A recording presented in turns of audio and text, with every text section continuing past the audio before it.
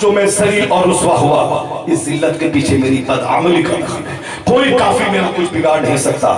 میں نماز نہیں پڑھتا ہوں، اسی نے مجھ کو بگاڑا ہے۔ میں جھوٹ بولتا ہوں، اسی نے مجھ کو بگاڑا ہے۔ میں قرآن کی تلاوت سے زیادہ میں واٹس ایپ کو اہمیت دیتا ہوں، اسی نے مجھ کو بگاڑا ہے۔ عالموں سے زیادہ فاسقوں ٹکیتوں سے میں دوستی کرتا ہوں، اسی خصلت نے مجھ کو کہیں کا نہیں چھوڑا ہے۔ میں اپنے گھر میں 5 گھنٹے سنیما دیکھتا ہوں اور 1 گھنٹہ بھی قرآن بال بچوں کو نہیں پڑھاتا ہوں، اسی خصلت نے مجھ کو تباہ کیا ہے۔ میرا چہرہ، میرا لباس سب کافروں جیسا ہے، اسی نے مجھ کو تباہ کیا ہے۔ میری ماں بہن بیٹیاں ڈاکٹر انجینئر ماسٹر بننے کے نشے میں فاطمی کنیز بننا چھوڑ کر وہ صاحب فلمی ایکٹریس کی غلام اور کنیز بنتی جا رہی ہیں، اسی خصلت نے مجھ کو بگاڑا ہے۔ جب تک میں غریب رہتا ہوں، میرے دماغ میں اسلامی سوچ رہتی ہے۔ جہاں پیسے کی آمد ہوئی، میں کافروں کے مالداروں کی طرح سوچنے لگتا ہوں، ان کی طرح جینے کا سپنا دیکھنے لگتا ہوں، ان کی طرح اپنے گھروں کو سامان کا مول بنا دیتا ہوں۔ تو میرے جینے میں، کافروں کے جینے میں جب کوئی فرق نہیں رہے گا تو خصوصی رحمتیں کہاں نازل ہوں گی؟ آپ کا چہرہ بھی اسی طرح جس طرح کفار و مشرکین کا ہے، آپ کا لباس بھی اسی طرح جس طرح کفار و مشرکین کا ہے، آپ کی بولی بھی اسی طرح جس طرح کفار و مشرکین کی ہے، آپ کی بچیوں کا ڈھنگ بھی اسی طرح جس طرح کفار و مشرکین کا ڈھنگ ہے، آپ کی شادی بیاہ ختنہ عقیقہ ولیمہ ساری تقریبات اسی طرح جس طرح کفار و مشرکین کا ڈھنگ ہے۔ تو پھر خصوصی رحمت کا نزول کیسے ہوگا؟ خصوصی رحمتوں کا نزول تو اس وقت ہوتا ہے جب بندہ دو عالم سے خفا اللہ کے لیے ہو جائے۔ ساری دنیا ناچے میں نہ ناچوں گا، ساری دنیا کودے میں نہ کودوں گا، ساری دنیا واٹسپ چلائے مگر میں تو قرآن پاک سے اپنا رشتہ جوڑ کے رکھوں گا۔ ساری دنیا یوٹیوب دیکھ کر تباہ ہو جائے، کوئی پب جی دیکھ کر اپنا ایمان رخ برباد کر دے، اپنے شوہر کو برباد کر دے، اور 4 بچوں کی ماں کو لے کے وسیمہ ہے تجسی فاحشہ وہ ہندوستان آ جائے، یہ اسی بدعملی اور پوری سوچ کا نتیجہ ہے۔ ورنہ اسلام تو یہ سکھاتا ہے تیرا شوہر چاہے کالا ہو وہ تیرے لیے شوہر نامدار ہے، وہ تیرے لیے تاجدار ہے، وہ چاہے تیرا بچہ چاہے جیسا بھی ہو، وہ تیرا بچہ حسن و جمال کا مجسمہ ہے۔ تو دوسروں کا چہرہ دیکھنا، پب جی کھیلنا، اپنے گھر کو تباہ کرنا، دنیا اور آخرت دونوں تباہ کرنا، یہ نتیجہ ہے یہ سوشل میڈیا کا، یہ نتیجہ ہے پب جی کھیلنے کا، یہ نتیجہ ہے مصطفیٰ کی سنتوں سے الگ جینے کا۔ ایک سیما حیدر کیا وہ اپنی زندگی تو برباد کرے گی۔ کروڑوں مسلمانوں کی بیٹیاں ہیں جو پب جی کے ذریعے، جو واٹس ایپ کے ذریعے، جو یوٹیوب کے ذریعے، جو فیس بک کے ذریعے نہ جانے کن سے دوستی کر کے اسلامی اقدار کو پامال کر رہی ہے۔ میں کہتا ہوں تو کتیا بن جا، تو فاحشہ بن جا، تو زانیہ بن جا، تو طائف کے کوٹے پہ جا کے عزت بیچ کے پیسہ کما۔ میں ہم خود سے بحث نہیں، بحث ہے کہ تو جی اسلامی کلچر سے ہے، تمہاری ادھاؤں سے اسلام بدنام ہوتا ہے، مسلمانوں کا سر شرم سے چھٹ جاتا ہے۔ مسلمان تو فاحشہ بن جا، تو طائف کے کوٹے پہ جا، عزت بیچ کے خلافت کو تو چاٹا کر، ان کو سے کوئی مطلب نہیں۔ مطلب ہے کہ تو مسلمان خاندان کا فرد ہے، مسلمانیت کا نام تجھ سے جڑا ہے، اور تیری بے عزتی نہیں دنیا کے 200 ارب مسلمانوں کی بے عزتی ہے۔ 40 کروڑ ہندوستان کے مسلمانوں کا سر شرم سے جھک جاتا ہے۔ اس لیے ایک قوم مسلم جس واٹس ایپ سے بیٹیاں تباہ ہو، مسلمانوں کی ناک کٹ جائے، اس کا ایمان برباد ہو جائے، اس کی اولاد ہاتھ سے نکل جائے، ماں باپ کی توہین کرنے پہ آمادہ ہو، اس واٹس ایپ پہ آگ لگا دے، اس یوٹیوب پر پاخانہ کر دے، اس پاپی کو توڑ دے، اس ملٹی میڈیا موبائل کو جس سے گناہ زیادہ ہوتا ہے اس پر پاخانہ کر دے۔ ایمان بھی نہیں رہے گا تو تو زندہ رہ کے کیا کرے گا؟ ایمان زندہ رہتا ہے قرآن پڑھنے سے، حدیث پڑھنے سے، مزارات پہ جانے سے، عالموں کا چہرہ دیکھنے سے، دینی ماحول میں رہنے سے۔ عالموں سے جڑا رہا، نہ تو بگڑے گا، نہ بچہ بگڑے گا، نہ بچی بگڑے گی۔ جب تو اچھا کام کرے گا تو حبیب الرحمن اکیلا تھا، آج کروڑوں مسلمانوں کا فخر سر سے بلند ہے۔ ہمیں ناز ہے مجاہد ملت پر، ہمیں ناز ہے مجاہد ملت پر۔ تو ایسا بچہ پیدا کر جس سے مسلمانوں کا سر فخر سے اونچا ہو جائے، اس کی ناک کٹنے سے بچائے۔ اگر تو ایسا ہوا تو تو بھی بلند ہوگا، اور تیری وجہ سے مسلم قوم بلند ہوتی رہے گی، سرخر ہوتی رہے گی۔ ایک سیما حیدر بدنام نہیں ہوئی، بدنام دنیا کا 200 ارب مسلمان ہوتا ہے، 200 کروڑ مسلمان ہوتا ہے، 2 ارب مسلمان بدنام ہوتے ہیں۔ تو جس سے ایمان کے لوٹنے کا اندیشہ، जिससे ईमान लूटने का अंदेशा हो, क्यों उसके चक्कर में 5 घंटे बर्बाद करता है?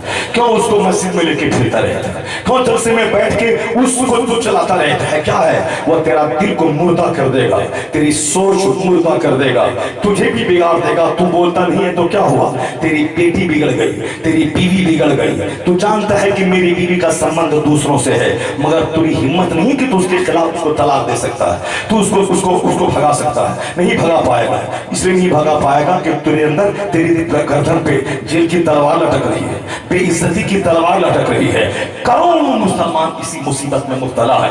जो जिसके घर में बेहयाई है, जिसके घर में अजनबी मर्दों का आना जाना है, जिसको जानता है कि मेरी बीवी का संबंध दूसरों से है, मगर अपनी बेइज्जती पे पर्दा डालने के लिए खामोश है, वह चुप है, वो नहीं ऐसा बढ़ा रहा है। जब हजारों घर उजड़ गए, एक साहब था टाटा नगर जमशेदपुर में, उसको मालूम है कि मेरी बीवी का ताल्लुक किससे है, मगर उस अपने दोस्तों से कह रहा था मैं करूं तो क्या करूं। मेरी बीवी कहती खबरदार अगर तूने मेरे खिलाफ कोई कदम उठाया मैं तुझको सीधे जेल में झोंक दूंगी और तुझ पर मैं इल्जाम लगा दूंगी। इसलिए तुम अपना काम करता रहा, मुझे अपना काम करने दे, बस इसके आगे ज्यादा कुछ मत बोलना। अगर कुछ ज्यादा बोला तो बस जेल की सलाखों के पीछे तू चला जाएगा और कोई तुझको रोक नहीं पाएगा, क्योंकि मेरे पास इतनी तेरी सारी कमजोरियां हैं। और फिर तू सीधे जेल जाएगा, मैं जेल नहीं जाऊंगी। अब बताएं कि वो जानबूझकर खिलाना मजबूरी है, बच्चों को पिलाना मजबूरी है, उसको अपने घर में रखना मजबूरी है। ये दिन क्यों देखने को मिले? ये दिन इसीलिए देखने को मिले कि कश्मीर से वहां पे बासमती चावल नहीं पैदा होता है, कश्मीर की जमीन सेब निकालती है, उड़ीसा की जमीन धान निकालती है, बिहार और बंगाल की जमीन आम निकालती है, महाराष्ट्र की जमीन कपास निकालती है। अलग अलग जमीन अलग अलग क्वालिटी रखती है। और बीज अगर सड़ा हुआ हो तो फसल जली हुई पैदा होगी, जमीन अगर बंजर हो तो फसल जली हुई पैदा होगी। उस बंजर जमीन से कभी खुशगवार फसल नहीं पैदा हो सकती। और हमने इस्लामी तारीख में पढ़ा है, ऐसा नहीं कि छोंक में किसी बोल देने से काम चल जाता है, जैसा होगा वैसा हो जाएगा, जैसा हम चाहेंगे वैसा होगा। नहीं नहीं, वो तकरीर वकरीर से कुछ नहीं होने वाला है, वो सब कहने सुनने की बातें हैं, ऐसा नहीं है। अगर कोई बोले कि कौन बोलता है कि मौत आएगी, मौत एक फैक्ट है, मौत एक सच्चाई है, वो सब मौलाना लोग झूठ बोलता है। मौलाना लोगों की बातों का कोई वैल्यू है का? खाली मौत मौत लेकर बैठा रहता है। अगर वो इस तरह की बातें करे कि मौत कोई फैक्ट नहीं है, मौत नहीं आएगी, और दूसरे एक दिन उसकी मौत का ऐलान हो जाता है, पता चला वो पागल तो है, वह मजनू और दीवाना तो है, मगर जो मौत सच्चाई है सदा है, उस मौत से कोई इनकार नहीं कर सकता है। वो हजार बोले कि मौत नहीं है, उस पागल के बोलने से उसको जिंदगी हमेशा की नहीं मिल जाएगी।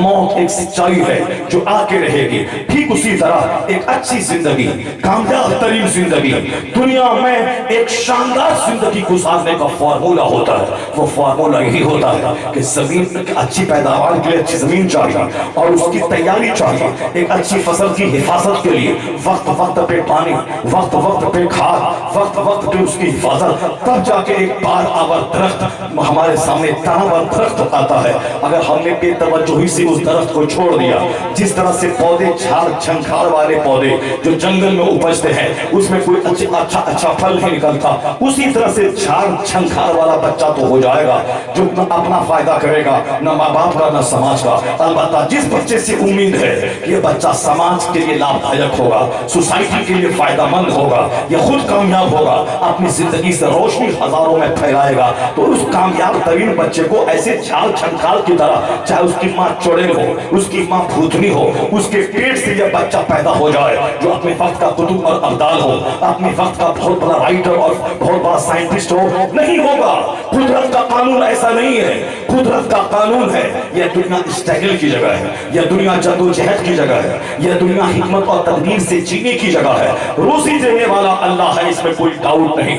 लेकिन कोई घर में बैठा रहे और कहे कि हम खेत में नहीं भी हल चला है तो भी अल्लाह चाहेगा तो 100 कुंटल धान बासमती मेरे घर में आ जाएगा, ये इस दुनिया में होने वाला नहीं है। वह कोई दूसरी दुनिया तलाश कर ले जहां सिर्फ तमन्ना करने से काम बन जाता हो। इस दुनिया को अल्लाह ने उन सारे उसूल पे आधारित रखा है कि जहां एक कदम आगे बढ़ा, खेत में जा, हल चला, उसमें एक धान का पौधा डाल, तू एक पौधा डाल, अपने घर से निकल, मेहनत कर, खुदाई कर, जुताई कर, उसमें एक धान डाल दे, एक धान का पौधा रोप दे, तू एक रोपेगा, मैं 1000 धान उसके बदले में तुझको अता कर दूंगा।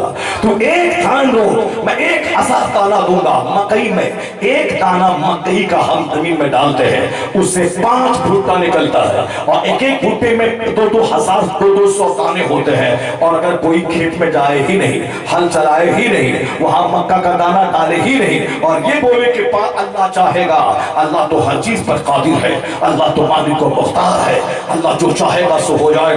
इन्नल्लाह अला कुल्लि शैइन कदीर है अल्लाह की जात। अल्लाह चाहेगा तो 50 क्विंटल मक्की उपज के मेरे खेत में आ जा, मेरे घर में आ जाएगी। ऐसा होगा इस दुनिया में? अल्लाह तो कादिर है। अल्लाह चाहे तो मकई की जगह सोना दे दे, अल्लाह चाहे तो जो आम का पेड़ है उस आम के पेड़